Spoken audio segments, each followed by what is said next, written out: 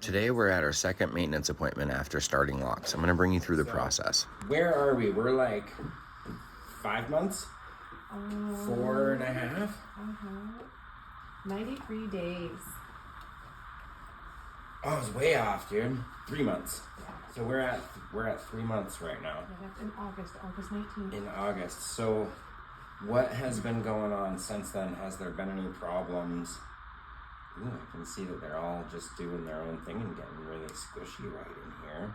And are they supposed to be getting flat like that too? Like, No, that's more I was like... gonna ask because I'm like, that's why I feel like I've been kind of hard and neglectful, I guess, so to say, on them.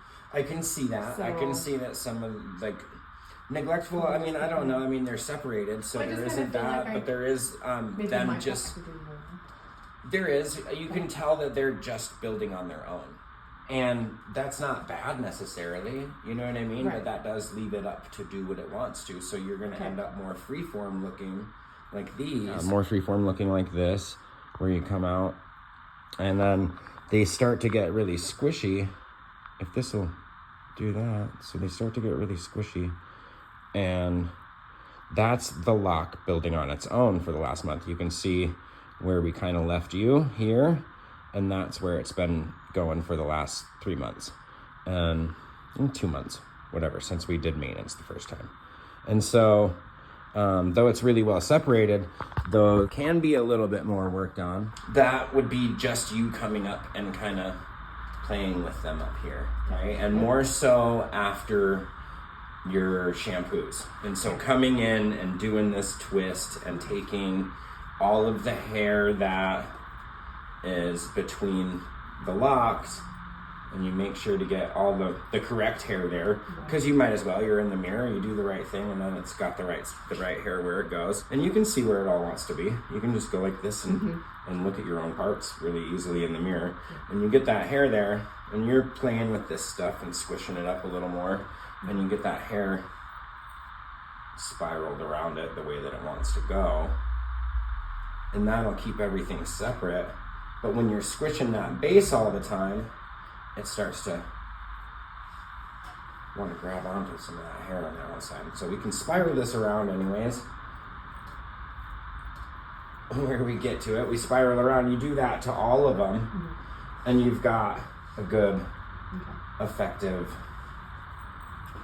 maintenance there. Really what it is, though, is you just getting in here and doing this more. Okay. Yep. I ended up creating, like, a nervous habit where I was always up there. So, but that's me.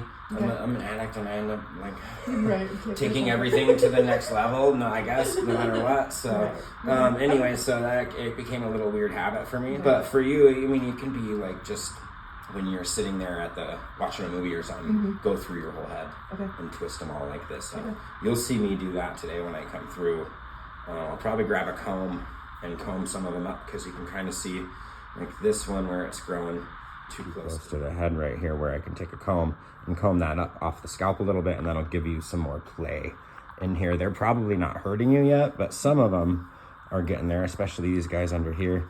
They're just, because they're just knotting up on their own really close to the scalp. So if you're playing with that more, it'll keep them up off the scalp more. Right. So at 3 months, and with the bases wanting to grow close to the scalp like this, where they get fuzzy and fluffy, and then we still have all of this Mother Mary halo coming off the outside. None of this is broken hair. This all needs to get woven back in.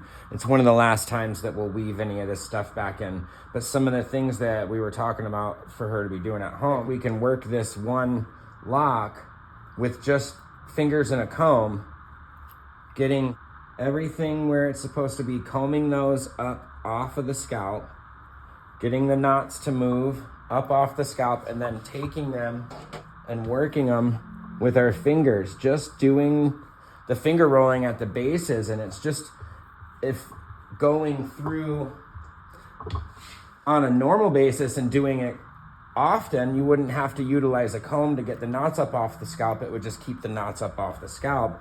But even just working those crisscrossy knots a few times and twisting them around, we get to start to see which way the lock wants to spiral already really quickly. All the hairs around it that wants to be around it. And then we can just easily go through. If she was at home, she'd go through and just leave that like that. Today we're going to go through with a crochet hook and pull all of it together, but look at how much it puts that base back together.